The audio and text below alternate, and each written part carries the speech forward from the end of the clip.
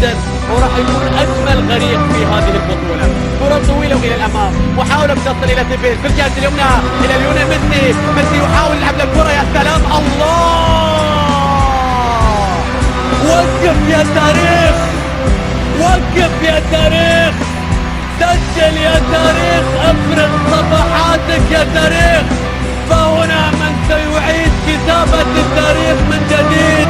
مارادونا ما مات، مارادونا ما مات، مارادونا لم يمرض، ما زال موجودا في الأرجنتين. الله يا ميسي، الله يا ميسي، التمريرة من تيفيز والنهاية الخيالية لهذه الكرة بأجمل أهداف في هذه البطولة.